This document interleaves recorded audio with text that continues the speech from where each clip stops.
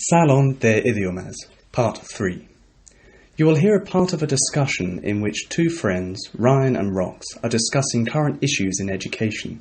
For questions 1 to 8, decide whether the opinions are expressed by only one of the speakers or whether the speakers agree.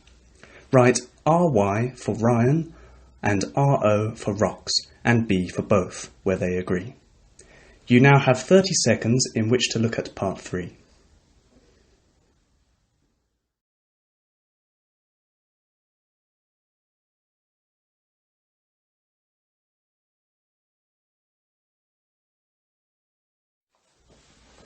Rox, you know the new family that's just moved on my street, the Phillips? You mean the ones with the 3 children? Yeah, well I found out something really unexpected today. They've taken their children out of school and are educating them at home. Sorry, Ryan, you mean just the 3 kids on their own? No, apparently they're getting together with 2 more families here in Leeds, and they're setting up a small school for all their children in one of the family's gardens until they can find a larger space.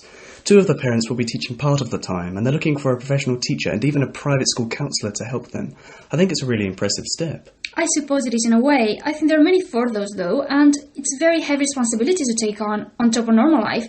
If I were them, I'd be worried and uneasy about the children missing out on contact with their peers. Well, the friends I made at school were definitely the best part. Yet looking at some of the bigger schools we've got now, some kids don't thrive, do they? They feel on the spot, get picked on, or get into trouble. As a parent, I can see that, you'd want to give your offspring a secure environment to learn in.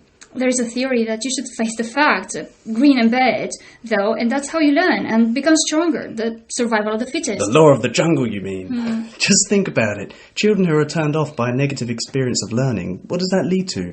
Discontent, then misconduct, and finally young adults who don't want to fit into our society and its aims.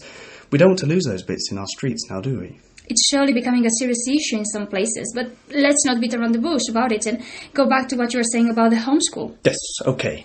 As a matter of fact, I'm not sure about the practicalities.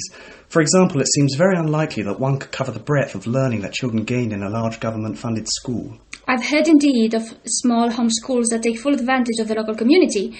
There's one where my cousin lives. They run environmental campaigns, collect trash and so on. There's quite a span of learning chances for the kids to experience. But it is pretty obvious as someone not involved in education that making the most of a range of options is far less arguable with some groups. That goes without saying. Do we really have to stick with our vast, burdensome government-run school with their thousands of children? I remember reading an article about an experiment somewhere in the UK in which enormous schools were being split into self-ruling units providing better security, smaller class sizes and better rapport with teachers. Brilliant idea, but how were they going to pay for it? That part the article wasn't that clear about. The usual thing. But I do think they were going to introduce a new charming management structure or some other inutile piece of jargon, and come to think of it, we know what that means. A lot of extra bother and work for the staff, but no real benefits, namely change for change's sake. You're getting cynical. If we listen to people like you, we'd still be in the Middle Ages with hardly education at all. But anyway, how are the Phillies getting on with their homeschool? I guess it's still a bit early to tell, but